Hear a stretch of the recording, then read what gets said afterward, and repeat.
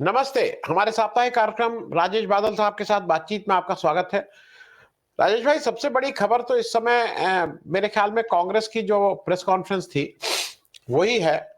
कांग्रेस ने जो press conference की जिसमें खड़गे साहब ने और मतलब वो कांग्रेस के लिए कंसर्न है, क्योंकि मैंने पहली बार देखा कि खड़गे साहब ने भी उसमें उसको एड्रेस किया, सोनिया गांधी जी ने भी किया, राहुल गांधी जी ने भी किया, अजय माकन साहब ने भी किया। सब लोगों ने उस प्रेस कॉन्फ्रेंस को एड्रेस किया।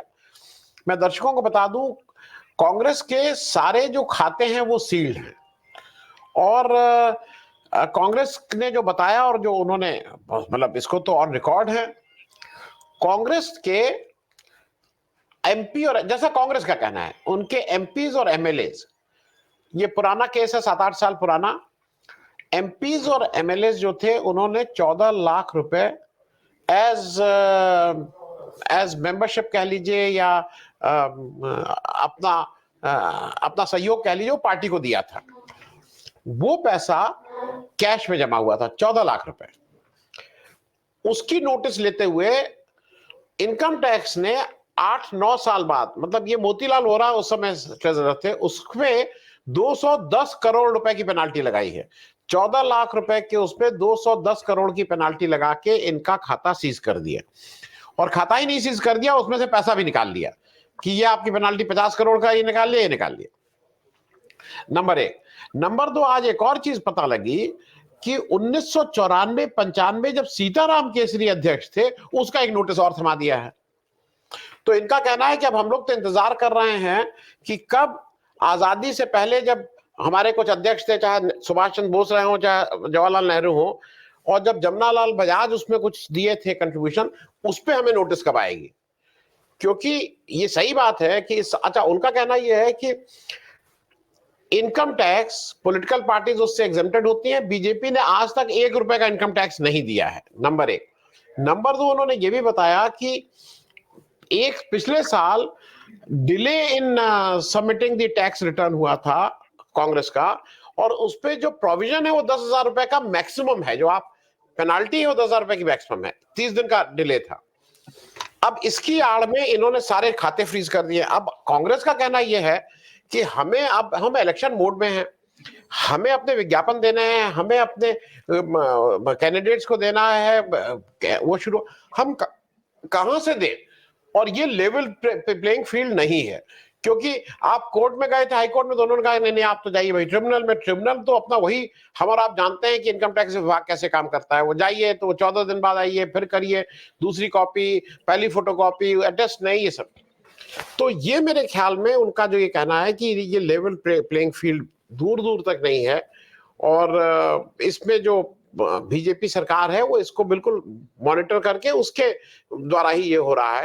नहीं तो 1994-95 के इनकम टैक्स के नोटिस इस समय देना, फिर खाते सीज कर देना, ये तो बिल्कुल ही इस तरह से है कि दूसरा आदमी इस चुनाव में पार्टिसिपेट ही ना कर पाए। मैं राजेश भाई पहली टिप्पणी आपकी इस पे ले रहा हूं।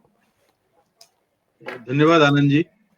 देखिए, ये तो बहुत साफ है कि भारतीय जनता पार्टी का जो नेतृत्व है या सरकार जो है वो प्रतिपक्ष को बहुत बौना और कमजोर कर देना चाहती है। राहुल गांधी ने कहा है कि भाई 20% वोट हमारे पास अगर हैं, या यूं कहें कि बीजेपी के पास कुल वोट जो पड़ते हैं वो करीब करीब 24.5 करोड़, 24 करोड़ के आसपास, 25 करोड़ के आसपास हैं। और कांग्रेस के पास जो वोट हैं वो लगभग 15 करोड़ के आसपास हैं। 8-9 करोड़ वोट का फासला है दोनों पार्टियों के बीच में। तो अब प्रतिपक्ष की सबसे बड़ी पार्टी होने के नाते, अगर एक तरफ तो हम देखते हैं कि आप अपने चुनाव प्रचार में किस तरह से संसाधनों का उपयोग कर रहे हैं, पैसे का उपयोग कर रहे हैं। आजकल चुनाव बिना पैसे के कोई लड़ सकता है क्या?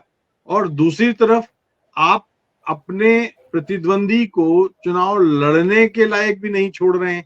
भाई बिना पैसे के कैसे लड़ेगी कोई पार्टी? को राहुल गांधी ने भी कहा है कि हम 2 पैसे भी नहीं चुका सकते अकाउंट फ्रीज कर जाने से, तो कैसे इस चुनाव को लड़ा जाएगा?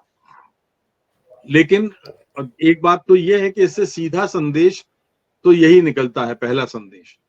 लेकिन मैं आपको बताऊं आनंद जी की दूसरी बात यह है कि जब चुनाव लड़ा जाता है और चुनाव मैदान में जो प्रतिद्वंदी होता है, अगर मान लीजिए उसके साथ में आवाम खड़ी हो जाए, लोग खड़े हो जाएं, तो फिर देखिए, फिर कैसा भी शासक हो, फिर आवाम का विरोध नहीं कर सकता, मतलब आवाम के खिलाफ नहीं जा सकता। हमने देखा था 77 में एक तरफ इंदिरा जी थी, उनका उन्होंने जब इमरजेंसी लगाई थी, तो जनता पार्टी जब बनी थी तो ना क्या फंड था उनके पास, क्या उनके जो नेता छूट के आए थे, कुछ भी नहीं था, जेलों से निकल के आए थे, नई नई पार्टी बनाई थी, लेकिन तब लोग उमड़ पड़े थे जनता पार्टी के साथ में। ये अलग बात है कि जनता पार्टी का प्रयोग बाद में वो फेल हो गया, लेकिन मैं ये कहना चाहता हूं कि अवाम जब खिलाफ हो जाए, पाकिस्तान का एक उदाहरण मैं आपको बताता हूं, जब जनरल मोहम्मद अय्यूब आए और उन्होंने सेना के जरिए पहली बार पाकिस्तान में सेना की फौजी तानाशाही कायम की, तो 2-3 सालों में उनका जो तानाशाही थी वो इतनी चरम पे पहुंच गई, करप्शन चरम पे पहुंच गया, सरकार फ्लॉप हो गई, तो लोग सड़कों पे आ गए और हालत यहां तक पहुंची कि अयूब साहब को देश छोड़ के भागना पड़ा। तो मैं ये कहता हूं कि जब लोग खिलाफ हो जाएं, तब फिर इस बात का मतलब नहीं रह जाता कि किसके पास पैसा है और किसके पास नहीं है।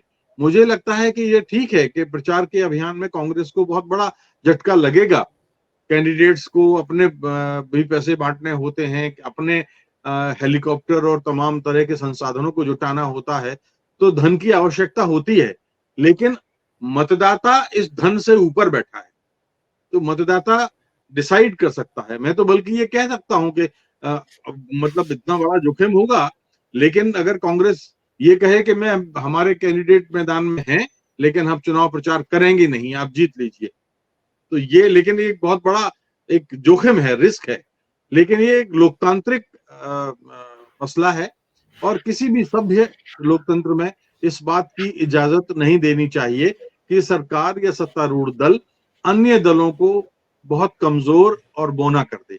जी आनंद जी। जी, मैं एक राजेश भाई एक चीज और जरा समझना चाहूंगा।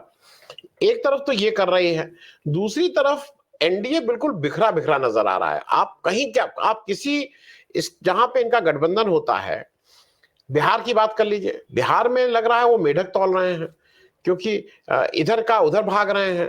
अब चिराग पासवान को इन्होंने 5 सीट दी हैं, जनता दल यू का चल रहा है इस समय ट्रेंड कि भाई आओ अब तुम्हें मजा चखाते हैं, हमने विधानसभा में जैसे जो हमारे साथ किया था, अब हम तुम्हारे 5 कैंडिडेट के साथ करेंगे। महाराष्ट्र का भी मैं जरा आपसे समझना चाहूंगा कि राज ठाकरे के शरण में जाना कुछ मुझे अजीब अटपटा सा लगा, क्योंकि राज ठाकरे के शरण में जाने का एक दुधारी तलवार है। जो खास करके यूपी बिहार के लोग हैं, उनका राज ठाकरे जी जिस तरह से इनके साथ गाली गलौज या उस तरह की भाषा का प्रयोग करते हैं, वो उनके पक्ष में नहीं जाएगा। मतलब राज ठाकरे को देख के एवरेज यूपी और एवरेज बिहार वाला कोई बहुत वो नहीं होगा, उत्साहित नहीं होगा कि इनको वोट दिया जाए। मैं जरा इन दोनों चीजों पे, बिहार और महाराष्ट्र पे पहले एक आपकी टिप्पणी ले लूं, फिर आगे बात करते हैं। देखिए आनंद जी, सियासत में होता यह है कि जो तीर आप सामने वाले के लिए कई बार निकालते हैं, वो होता यह है कि उलट के आपके ऊपर लगता है। आपने 8-10 वर्षों तक, देखिए, एक गठबंधन अटल बिहारी वाजपेयी के जमाने में था एनडीए का, और एक गठबंधन की शक्ल आज हम देख रहे हैं। अटल बिहारी वाजपेयी के जमाने में जो गठबंधन की शक्ल ये थी कि एक सांसद जिसके पास था वो भी अटल बिहारी वाजपेयी की आंखों में आंखें डालकर बात कर सकता था, संवाद कर सकता था, और उस गठबंधन में प्रॉपर एक संयोजक भी था, जो केवल नाम मात्र का संयोजक नहीं था। हमने देखा था कि चंद्रबाबू नायडू थे और उसके बाद शरद यादव जी थे, तो जो संयोजक जो था वो एक उसकी भूमिका होती थी और वो एक परिपक्व लोकतांत्रिक भूमिका होती थी। लेकिन पिछले हाल के कुछ वर्षों में हम देखते हैं कि ये गठबंधन की जो शक्ल है एनडीए की, अब देखिए, ट्रस्टेड, सबसे ज्यादा ट्रस्टेड बड़ा भाई जिसको कहा जाता था बीजेपी का, वो कौन था? महाराष्ट्र की शिवसेना थी। और शिवसेना सबसे पुरानी सहयोगी थी, लेकिन शिवसेना भारतीय जनता पार्टी से छिटक गई। 84 के बाद आप देखिए सबसे दूसरा वरिष्ठतम सहयोगी कौन था? अकाली दल था। हम पाते हैं कि अकाली दल आज झिझकते हुए, ठिठकते हुए इंतजार कर रहा है, क्या करे क्या न करे, और मतलब वो पूरी तरह से भारतीय जनता पार्टी के साथ नहीं है। जब दक्षिण की राजनीति में डीएमके और एआईडीएमके का मामला हुआ, तो एआईडीएमके भी अब देखिए आज की तारीख में छिटकी हुई सी है, ठिठकी हुई सी है। वो भी भारतीय जनता पार्टी के साथ कोई बहुत उस तरह से उत्साहित नजर नहीं आती। तो जहां ये दो, मैं इसलिए कह रहा हूं कि एक मैंने पश्चिम का उदाहरण आपको दिया, एक मैंने दक्षिण का उदाहरण आपको दिया, एक मैंने उत्तर का उदाहरण दिया पंजाब का। तो ये अगर आप देखते हैं तो पाते हैं कि भारतीय जनता पार्टी का मौजूदा नेतृत्व अपने गठबंधन के सहयोगी दलों के साथ कोई बहुत सम्मानजनक बर्ताव नहीं कर पा रहा है। आपने एक उदाहरण तो नीतीश कुमार वाला बताया ही है। नीतीश कुमार ने तो कह दिया था कि मरते मर जाऊंगा मगर अब बीजेपी के साथ नहीं जाऊंगा। अब कोई पर्दे के पीछे की मजबूरी है, उनके कुछ फाइलें हैं, क्या है हम नहीं जानते, लेकिन निश्चित रूप से ये जो आज का नीतीश कुमार है, जेडीयू है, वो अगर बीजेपी के साथ है भी तो उसका कोई बहुत बड़ा लाभ बीजेपी को मिलने वाला है मुझे नहीं लगता। और बीजेपी ये समझती है, जैसे अब देखिए हरियाणा का मामला, हरियाणा में गठबंधन के लोग कैसे नाराज होते हैं। हरियाणा में जिस पार्टी के खिलाफ आपने पिछले विधानसभा चुनाव में लड़े, जब आपको बहुमत नहीं मिला तो आपने उसी पार्टी के साथ मिलकर सरकार बना ली।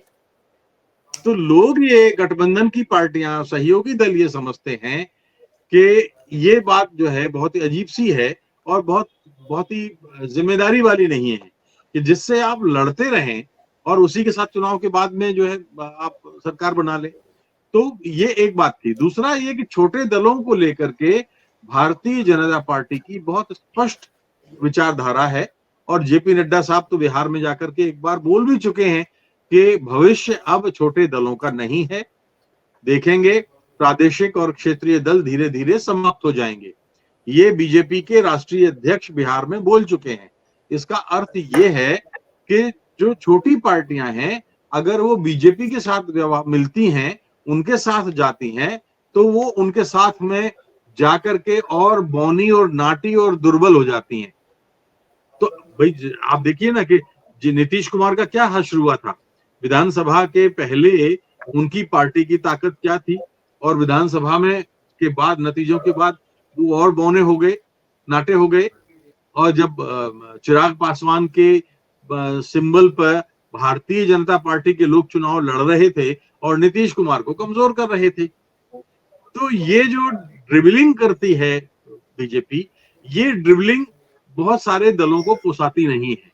तो इसलिए जो कई दल हैं, आप देखिए ना, चंद्रबाबू नायडू आए साथ में जरूर, लेकिन चंद्रबाबु नायडू बहुत उत्साहित, अगर आप उनका उस दिन का बॉडी लैंग्वेज देखें और सारी चीजें देखें, तो चंद्रबाबु नायडू को अब चुनाव के बाद नुकसान होने वाला है। बीजेपी को जो लाभ होना है वो तो उनको चंद्रबाबु नायडू के उस साझा मंच से हो जाएगा, लेकिन चंद्रबाबु नायडू आंध्रा में बीजेपी के साथ से कोई बहुत बड़ा वोट पालेंगे, वोट प्रतिशत पालेंगे, ये संभव नहीं है।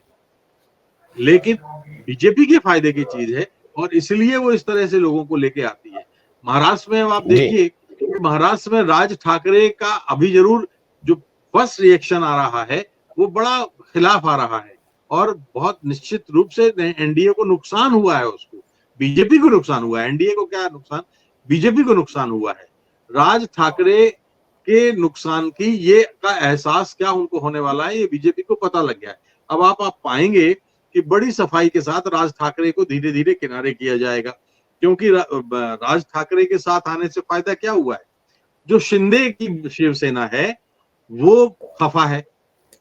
उद्धव ठाकरे के पास जो उत्तर प्रदेश और बिहार का मतदाता था वो वापस जाने लगा था राज ठाकरे के अलग होने के बाद, और वो एक सहानुभूति फैक्टर तो उद्धव ठाकरे के साथ इस चुनाव में है ही कि शिंदे ने पहला झटका राज ठाकरे ने दिया था, उसके बाद दूसरा झटका शिंदे ने दिया, इस तरह से।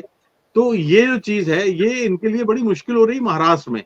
और अजित पवार के साथ भी जो है एनडीए कोई बहुत बहुत सुखद स्थिति में नहीं है। आप ये पाएंगे कि अजित पवार वाला एनसीपी घड़ी चुनाव चिन्ह पर और शिंदे शिवसेना के असली चुनाव चिन्ह पर अगर अपना खाता खोल लें तो आप समझिए बहुत बड़ी बात है, इनके लिए मुश्किल है।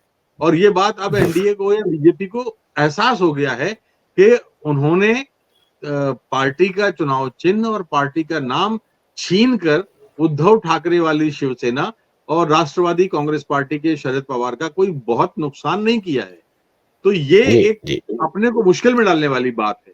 जी जी राजेश भाई, एक चीज जरा और, क्योंकि ये थोड़ा सा दर्शकों को भी समझाइए, थोड़ा कॉम्प्लिकेटेड है। मोदी जी नॉन इश्यूज को उठा के उसको इशू बना देते हैं और उस पर वो इतना हल्ला मचाते हैं कि बाकी को लगता है भाई यही सही है। मैं इसलिए इस बात को कह रहा हूं, जो शक्ति वाली बात थी, राहुल गांधी ने उस दिन शिवाजी पार्क में जब शक्ति टर्म को यूज किया, वो बहुत साफ था कि वो उस अदृश्य शक्ति की बात कर रहे थे जो अडानी और अंबानी का रेफरेंस था कि भाई पर्दे के पीछे से देश की जो पॉलिसी मेकिंग है वो इन्हीं दो बड़े लोगों की वजह से होती है। अब मोदी जी उसको शक्ति और मातृशक्ति और महिला एम्पावरमेंट और उनका में वो मालूम नहीं कहां कहां।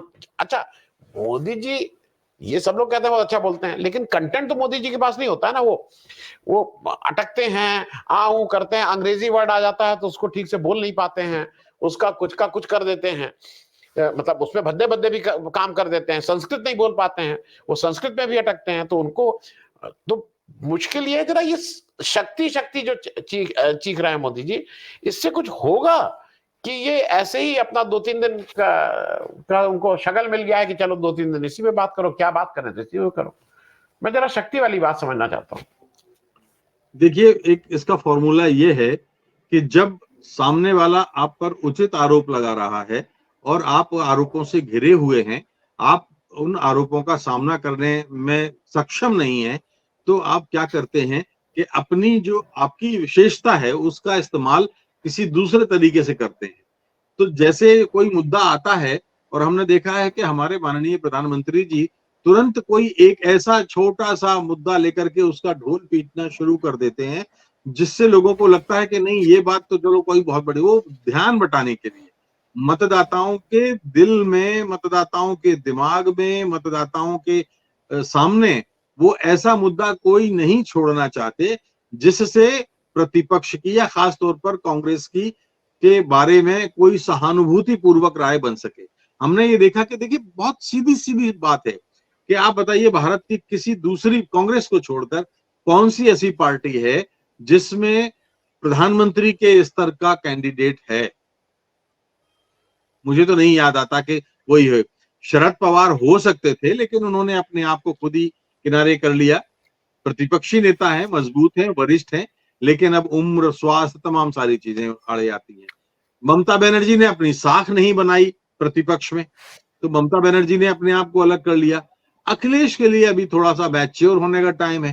कुल मिलाकर के राहुल गांधी, कांग्रेस और कांग्रेस में भी सिर्फ गांधी परिवार और गांधी परिवार में सिर्फ राहुल गांधी हैं जो इस मामले में नरेंद्र मोदी जी को चुनौती दे सकते हैं। हमने देखा है कि भाई राजीव गांधी को तो 2-2.5 साल 3 साल का ही अनुभव हुआ था राजनीति में। 80 के बाद वो राजनीति में आए, 82 में पार्टी के महासचिव बने और 84 में प्राइम मिनिस्टर बन गए।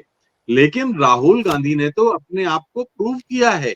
आप देखिए 25 साल की पॉलिटिक्स कम नहीं होती है। 25 साल के बाद उन्होंने जयपुर अधिवेशन में अगर आपने भाषण सुना हो, शिमला में अगर आपने भाषण सुना हो, चुनाव भारत जोड़ो यात्रा का आपने अगर अंजाम देखा हो, उसका जो परिणाम देखा हो, या भारत की संसद के भीतर उनके अपने भाषण देखे हों, तो लगता है कि अगर प्रधानमंत्री मोदी जी को किसी से भी भय है तो वो राहुल गांधी से भय है।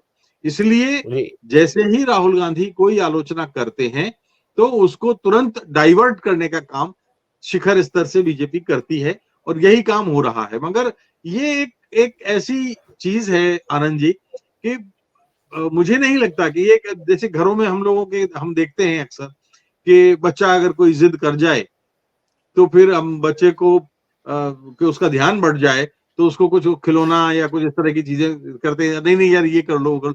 लेकिन बच्चा जो है बहुत तेज होता है, वो अंततः वही चीज लेके मानता है, वो चीज जो उसके दिमाग में होती है, यानी वो बात बहुत असर नहीं करती। तो ये चीजें मुझे नहीं लगता कि शक्ति वाला जो बिंदु आपने बताया है कि इसका कोई बहुत, लेकिन शक्ति को जिस तरह से उन्होंने व्याख्या की है उससे उनका ही उपहास हुआ है, कांग्रेस का या राहुल गांधी का उपहास नहीं हुआ है। जैसे कि आपने कहा कि शाब्दिक ज्ञान की बात है, भाव की बात है, ये सब बहुत आसान नहीं है। आप कई अवसरों पर हम देख चुके हैं कि उस ज्ञान की भी उनका जो है कई बार ऐसा कुछ हुआ कि उसका बाद में दुनिया भर में मजाक बना। जी जी जी। मैं अब एक और बात है जिसके बिना शायद आज की तारीखों की बात पूरी ना हो, मैं इलेक्टोरल बॉन्ड की बात कर रहा हूं। इलेक्टोरल बॉन्ड एक ऐसा मुझे लग रहा है बम है जो टिक टिक कर रहा है, आवाज ठीक से सुनाई दे रही है, आवाज खूब कस के नगाड़े की तरह सुनाई दे रही है। बीजेपी उसको सुनना नहीं चाह रही है, लेकिन कुछ ऐसा हो रहा है कि उसको सुप्रीम कोर्ट रोज उसको एक तरह से क्लोजली मॉनिटर कर रहा है। मतलब आज तक आपको देना, अब कल फिर सुनवाई होगी, फिर सुनवाई होगी तो हम सब फिर उस पर बात करेंगे। और इलेक्टोरल बॉन्ड जल्दी खत्म होने वाला मुद्दा नहीं है। आपको लगता है कि 2024 में इलेक्टोरल बॉन्ड, जिससे भ्रष्टाचार साफ साफ दिखता है, जिससे इनके कार्य करने की पद्धति दिखती है, ये भी कहीं ना कहीं मुद्दा बन पाएगा?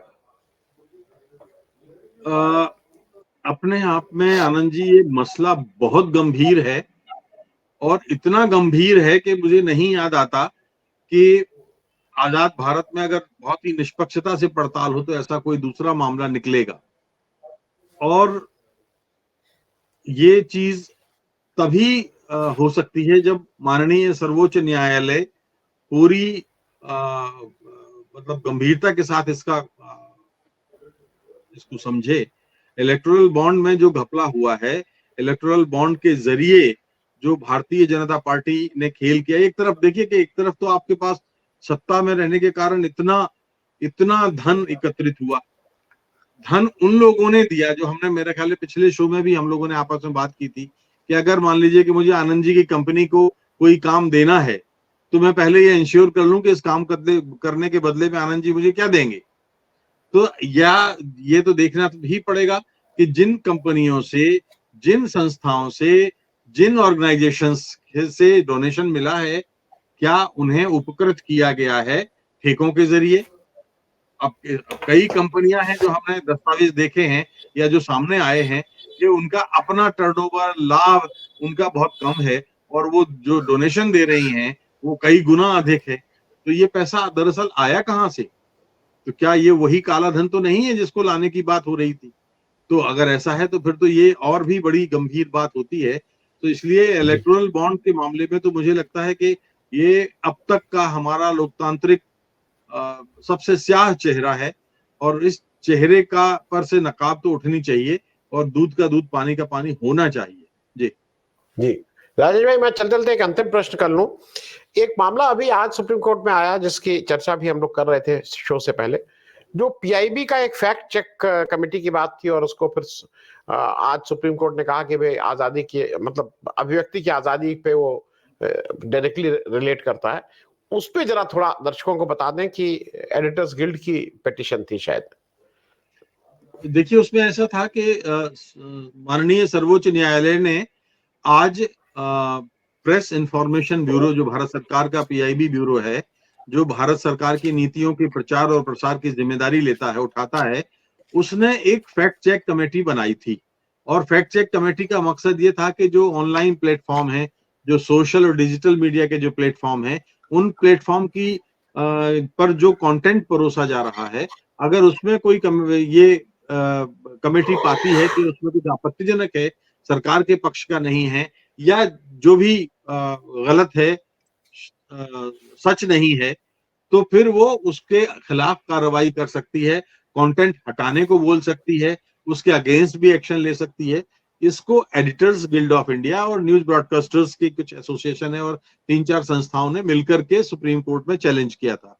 आज माननीय सुप्रीम कोर्ट ने ये व्यवस्था दी है कि ये जो फैक्ट चेक कमेटी है, इसको तत्काल रोका जाए। ये अभिव्यक्ति की आजादी जो हमको प्राप्त है संविधान की, ये उसका हनन है। और संदर्भ के तौर पे मैं बता दूं कि पहले ये जो है, पहले बॉम्बे में भी ये बात, इसका विरोध हुआ था, लेकिन बॉम्बे हाई कोर्ट ने इस याचिका, रोक लगाने की याचिका को खारिज कर दिया था। तो ये और भी महत्वपूर्ण हो जाता है कि देखिए, जिन जिन प्लेटफॉर्म पे चुनाव के दिनों में जहां जहां भी सरकार को ऐसा लगता है कि वो अपनी आलोचना के द्वार बंद कर दे, खिड़की बंद कर दे, रास्ते बंद कर दे, वो उनको जो है वो उस इसलिए वो ऐसे प्रयास कर रही है। और ये शुभ संकेत है हमारी लोकतांत्रिक व्यवस्था का कि माननीय सुप्रीम कोर्ट या जो तमाम जो संस्थाएं हैं वो खुलकर सामने आ रही हैं। जी, तो मैं ये कह रहा हूं कि सुप्रीम कोर्ट ने जो आज व्यवस्था दी है वो व्यवस्था बहुत ही स्वागत के योग्य है। और एडिटर्स गिल्ड ऑफ इंडिया ने जो इतराज किया था वो इतराज संवैधानिक तौर पे जायज था। उसे तमाम संस्थाओं का समर्थन था, उसे संपादकों का समर्थन था, उसे पत्रकारों का समर्थन था और उसे एक समाज की एक बौद्धिक बिरादरी का भी समर्थन था।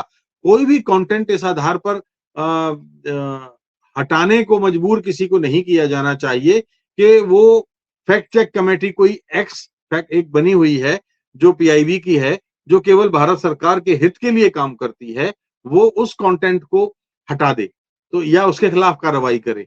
ये बात बहुत डेमोक्रेटिक है नहीं। जी, बहुत बहुत धन्यवाद राजेश भाई बात करने के लिए।